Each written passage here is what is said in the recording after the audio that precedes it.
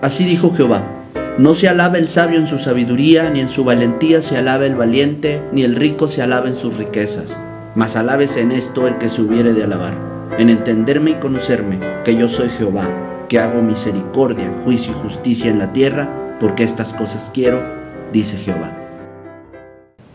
Bienvenidos a 5 minutos de teología, espacio en el que abordaremos diversos temas de la fe cristiana. En esta ocasión, los artículos 3 al 5 del tercer capítulo de la Confesión de Fe de Westminster. Por el decreto de Dios y para la manifestación de su gloria, algunos seres humanos y ángeles son predestinados y preordenados para vida eterna y otros preordenados para muerte eterna. Estos ángeles y también los seres humanos, así predestinados y preordenados, están particular e inmutablemente designados, y su número es tan cierto y definido que no se puede aumentar ni disminuir. A aquellos de la humanidad que están predestinados para vida, Dios, según su eterno e inmutable propósito y el consejo secreto y beneplácito de su voluntad, los ha escogido en Cristo para gloria eterna, antes de que fueran puestos los fundamentos del mundo, por su pura y libre gracia y amor, sin la previsión de la fe o buenas obras, o la perseverancia en ninguna de ellas, o de cualquier otra cosa que haya en las criaturas como condiciones o causas que le muevan a ello, y todo para alabanza de su gloriosa gracia. La predestinación es una doctrina bíblica, por lo que todas las tradiciones cristianas tienen una postura sobre ella. La posición reformada es eminentemente calvinista, aunque Calvino no fue quien la inventó, sino más bien la expuso puntualmente. Y debo decir que ha sido objeto de controversia desde hace mucho tiempo, de modo que el día de hoy daremos un recorrido por las principales objeciones a esta doctrina. Voy a repetir eso. Objeción 1. El decreto de Dios atenta contra el libre albedrío. La Biblia enseña que el hombre es libre para hacer lo que quiera, y precisamente ese es el problema. Demos un breve recorrido acerca de lo que dicen las Escrituras sobre la condición humana. En Génesis 3:6 se enseña que el designio del corazón del hombre es de continuo solamente el mal. En Deuteronomio 31:16, Dios prevé el desvío del corazón del pueblo justo después de darle a elegir entre la vida y la muerte. En Salmos 14 se declara al hombre incapaz de hacer lo bueno y buscar a Dios. En Jeremías 13:23 se ilustra la inhabilidad humana para hacer el bien. En Juan 5, del 39 al 40, se enseña que el hombre no quiere ir a Jesús para tener vida eterna. En Juan 6, 37 al 44, se enseña la necesidad del decreto electivo de Dios. En Juan 8, 34 al 36, se dice que lo que el hombre llama libertad, realmente es esclavitud al pecado. En Romanos 8:7, Pablo enseña la inhabilidad de la carne para sujetarse a Dios. En Efesios 2:1, Pablo enseña que Dios nos dio vida cuando estábamos muertos en delitos y pecados.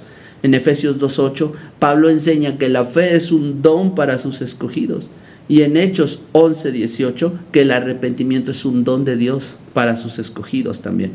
Como puedes ver, la elección divina no anula la libertad humana, sino que hace posible el arrepentimiento y la fe en corazones espiritualmente muertos en delitos y pecados, y que en libertad de escoger nunca escogerían a Dios. Objeción 2. Es injusto que Dios salve a unos y condene a otros. La RAE define justicia como dar a cada quien lo que le corresponde, lo cual es consistente con la enseñanza de Pablo en Romanos 2. Al mismo tiempo, la definición de injusticia es una acción contraria a la justicia. Si partimos del hecho de que todos los hombres somos pecadores y de que la paga del pecado es muerte, entonces convendremos en declarar que todos merecemos la justicia de Dios, es decir, su ira y su juicio. Entendido esto, la pregunta no es ¿por qué Dios salva a unos y condena a otros?, sino ¿por qué Dios salva a algunos a pesar de todo? La respuesta es por gracia. Y la gracia se define como un favor inmerecido, gratuito y voluntario. Así que nadie merece la gracia.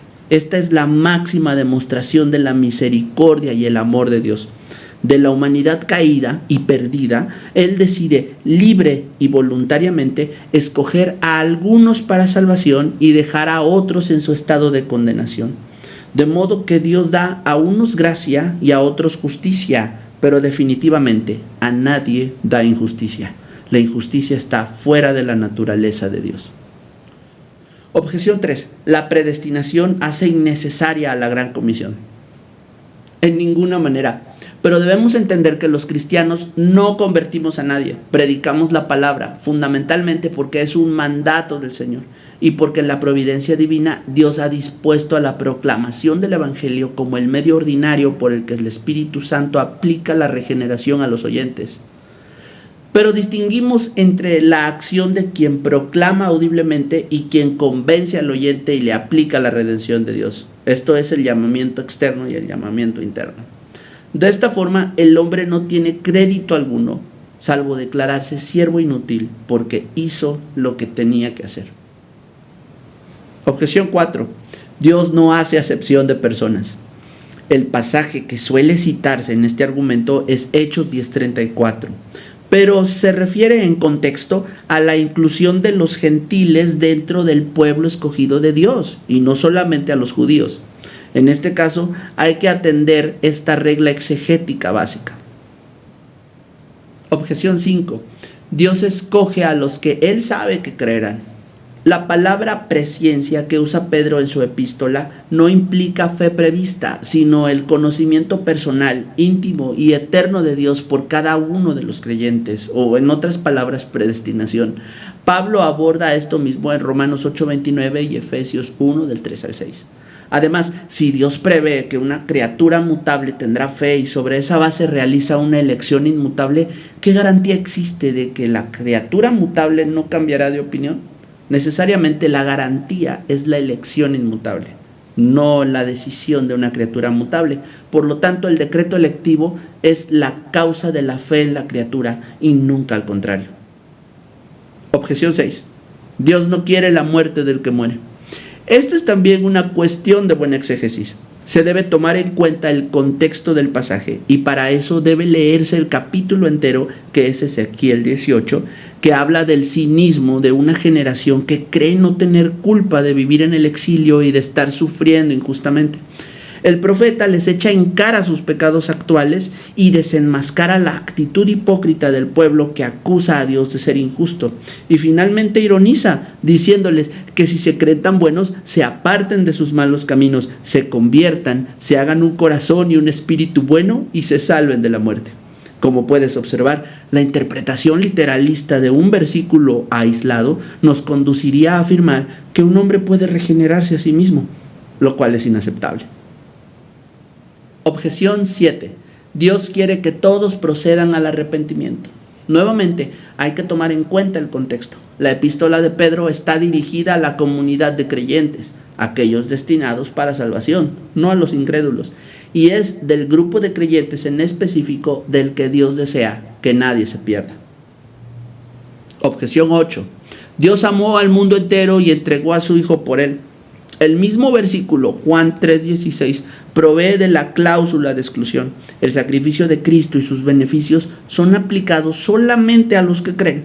Y como ya sabemos, los que creen lo hacen porque Dios les dio arrepentimiento y fe. ¿Qué te parece? La salvación es una obra que inicia Dios, ejecuta Cristo y aplica el Espíritu Santo. Toda ella está firmemente asegurada por el decreto eterno del Padre y nada puede cambiarla. Esto es motivo de alegría y seguridad para todos los creyentes, porque el hecho de que no podamos aportar algo que pueda alterar su elección nos brinda el consuelo de que, más allá de lo que somos, Dios nos ha amado y nos ha limpiado para estar por siempre con Él. Que el Señor te haga abundar en gracia y conocimiento de Él. Mi nombre es Víctor Hugo Alarcón. Hasta la próxima.